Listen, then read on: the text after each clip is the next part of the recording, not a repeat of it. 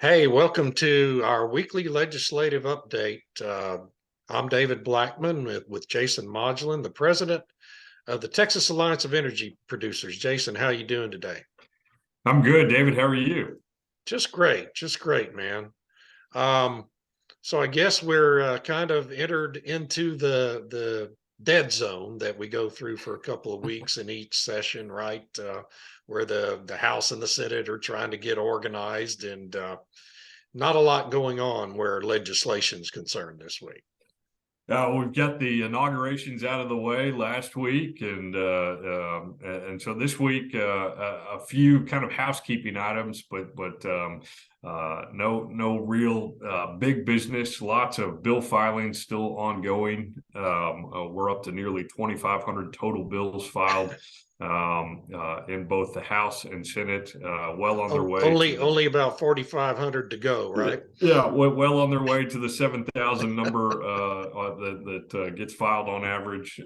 Thankfully, as we've said before, only about 1,000 actually become law.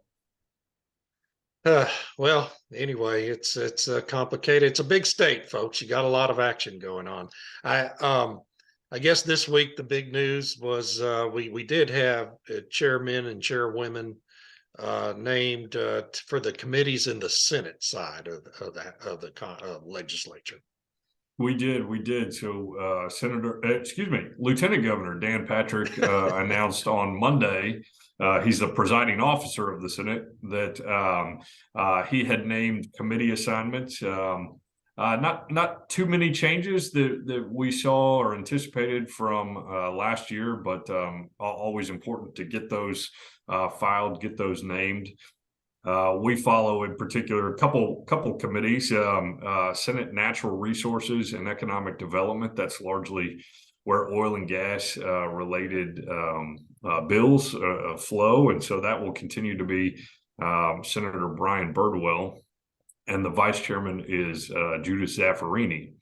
One a member of note that is a new addition there is Senator Kevin Sparks. Kevin represents Midland and Amarillo, and so certainly an important part of the Permian Basin, and is the only member representing the Permian Basin on the committee. So fantastic to have him on there. Another important one for us is Senate Agriculture and Water. That continues to be Senator Charles Perry. Senator Perry's been a champion on produced water and some of those important items that we like to talk about. And he had a big announcement this week. I attended a water conference, and he announced that he's working on a $2 billion fund specific to rural water interest, and trying to build up some infrastructure that certainly had the ability to apply for those SWIFT funds that were created in 2013, but not necessarily have the ratepayer base that is necessary to pay back those funds. And so this would be potentially a new fund that the legislature could create with that big budget surplus that would help to pay for some rural water infrastructure. Yeah, you mentioned Senator Zaffarini. I believe she was first elected to the Senate. She's one of the deans there in 1986. I believe was her first campaign for the Senate. So she's been there 30, at least 36 years that I know of. She's a champion for the Eagle Ford Shale region, of course. And you mentioned we just have one member from the Permian Basin. That seems gosh, given the economic impact of the basin, that Well, seems almost, there's only two, there's only yeah. two senators Well, that that's right. cover Yeah, the basin.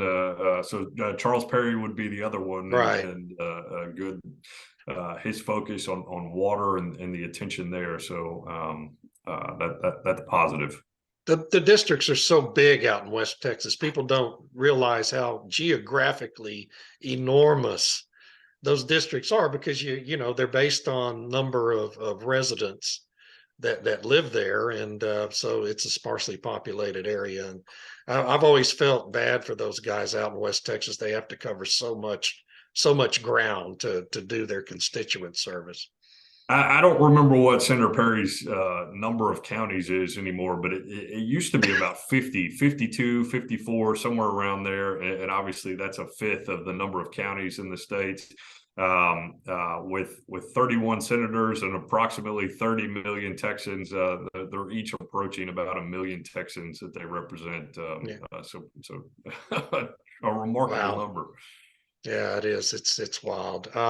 So we don't have chairpersons yet in the House, which has 5 times the number of members and more committees. And I know the Speaker has a big job in getting those done. When do we expect to see the House announcements? Next week, maybe? It's hard to say. It could potentially be next week or into the following week. I think historically it's been that second week of February. On average. Just this week, actually, yesterday, the speaker asked that members turn back in their preference cards.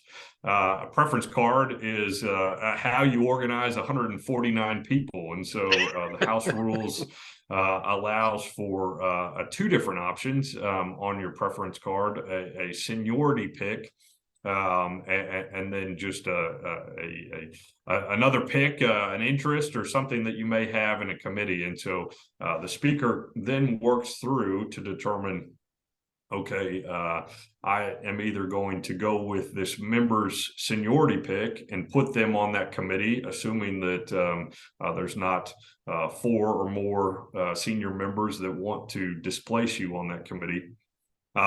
Or they go with the preference and potentially put you on a committee based on your preference and the speaker's agreement to that. That can all change if the speaker appoints you as a chair or a vice chair. So that kind of disrupts some of those rules on those cards. But it's basically the only way to manage 149 individuals and where they're hoping to go. Yeah, it's so complex in the House. It's 5 times the number almost of the 31 senators, and so it's just kind of a bigger job to get all that done. And you know, I found it ironic that just this past week, and really just a few days ago, House Speaker in Washington, Kevin McCarthy, denied 3 Democrats positions that they wanted on committees for various reasons. And of course, that follows up on Senator or Speaker Pelosi doing the same thing to some Republican members back last year before last. And so we don't have that kind of controversy happening in the Texas Legislature, do we? Well, it's a very different system in Yeah. the sense that you don't have the minority leader appointing members onto committees. They also in Congress they adopt the different apportionment per committee. So we're going to have a 3-seat buffer or a 4-seat buffer Yeah. for each of these committees, so that the majority party gets X number and the minority party gets the other number. We don't have that structure here, and so the speaker is ultimately the arbiter of where members go, unless that member has seniority and makes that committee part of their senior pick. So that's really the only potential constraint on the speaker. And like I said, if the speaker were to elevate that member to become a chairman, then it kind of negates their senior pick. Yeah. So last week you talked about how the each session of the legislature is divided up into these different phases of what getting organized, and then so the next step, once everything's organized, we'll start having some committee hearings, right, and start actually considering and talking about legislation. When should that all begin to kick off? I would suspect that Senator Joan Huffman with the Senate Finance Committee will start scheduling hearings here pretty quick. The budget is as we've said before, they're really only obligation that they must complete. And so the budget really gets started in earnest.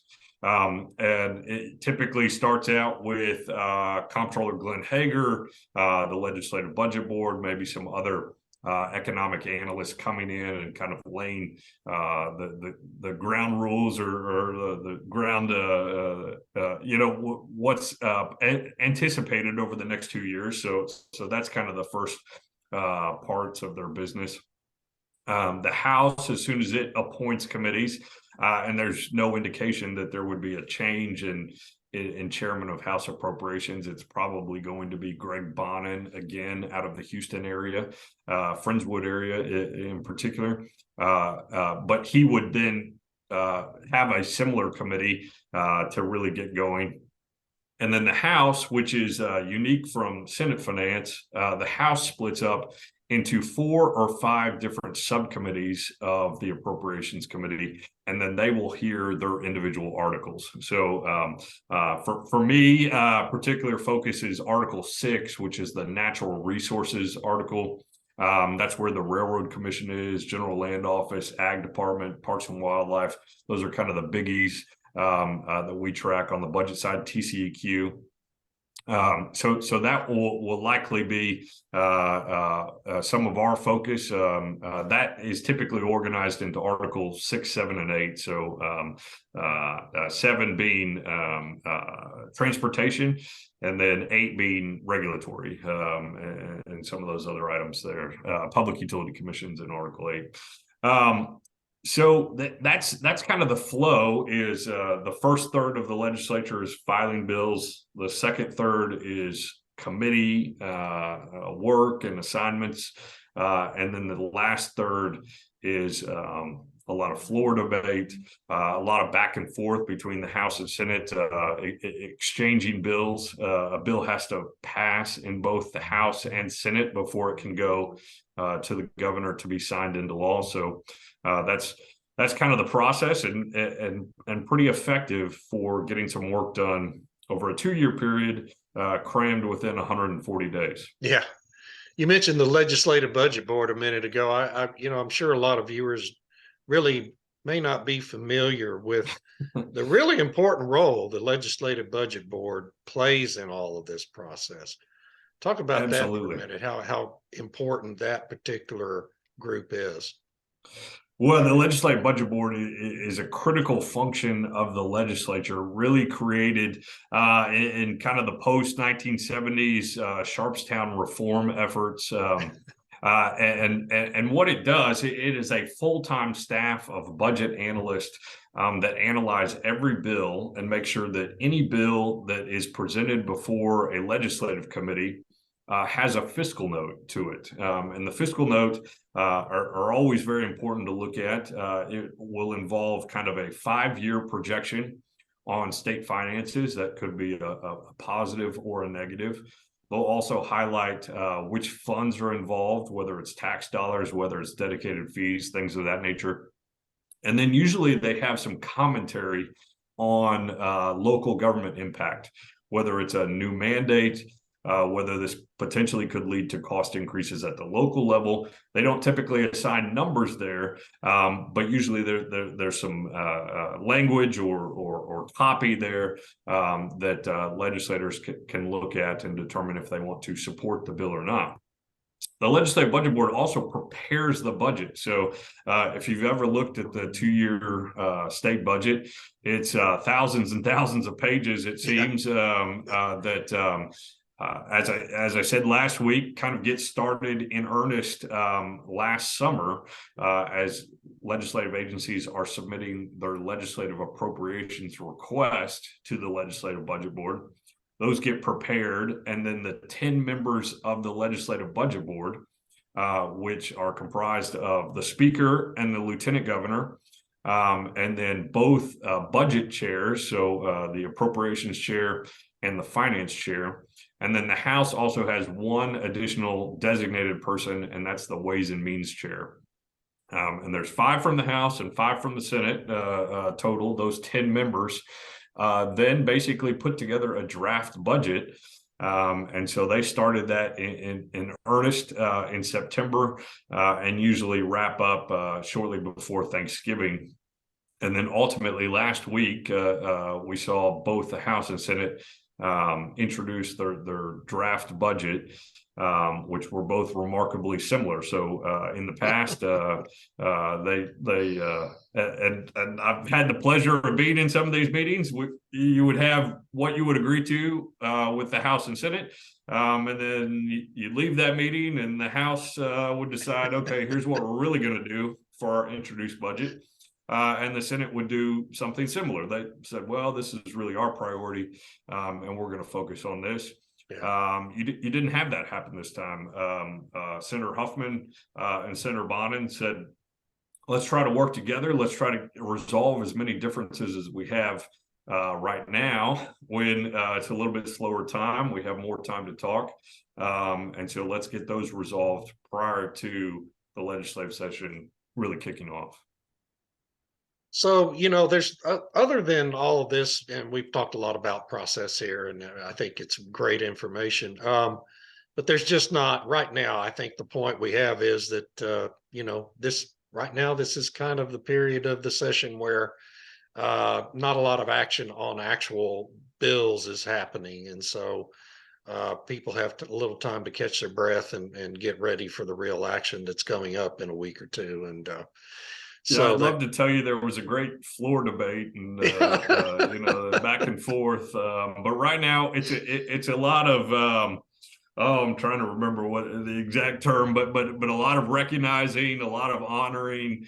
Last week they honored the Houston Astros, which I don't want to I know you've got a mixed DFW audience, I'm sure, but they happened to win a little championship last year. Yeah, they had a pretty good year last year. They had a pretty good year. So both the House and Senate were honoring them. That's what they'll do. They just this week they had McAllen Day, I think I saw, and so a good delegation from the Valley came up. They honored them in both the House and Senate. You'll have Farmer Day, and we've got an oil and gas day later in March. Those types of things where you'll have representatives from those industries or from those communities get honored in the House and Senate and recognized, and it's a fun trip to the Capitol with those types of groups. Yeah, it is. We make fun of it, and everybody does. But you know what? That's part of the deal, right? And it makes people who aren't there every day feel like they're part of the process, and that's important. I think it's an important aspect of all of this. What happens in Austin every other year. So it's pretty cool stuff. Absolutely, and it's a beautiful building, and always nice to visit, and just the grandeur of it all, and so that's always nice for both school kids, but also every Texan. Yeah, when I was in high school, I got selected, and I never have been sure how, because I wasn't a particularly outstanding student, to be the alternate for Boys State, what they call Boys State. They don't call it that anymore. Obviously, that's totally sexist these days. But anyway, it's still going strong. Boy State and Girl State, and they still have them separate, and fantastic programs. They really do a great job running them through. For folks that aren't familiar, and certainly if you've got a high schooler, look into this. But you become a representative, you become a senator, ag commissioner, governor, and you run through a very compact legislative session. And they do a great job, usually housed at UT. And so they'll put them up for a little while, have speakers come in, mainly political, but they've got kind of state leaders that come in and talk to them, and it's a really fantastic program. Well, that's excellent. I'm glad to know that's still a thing, Anyway, anything else we need to tell people about before we close this deal down? I don't think so. One month down, and a couple more to go. So yeah, pretty pretty fast. Well, good. Well, all right, man. Well, you have a great weekend. Thank you all for joining us, and we'll talk to you in a week. Bye. Perfect. Thanks, David. Thank you.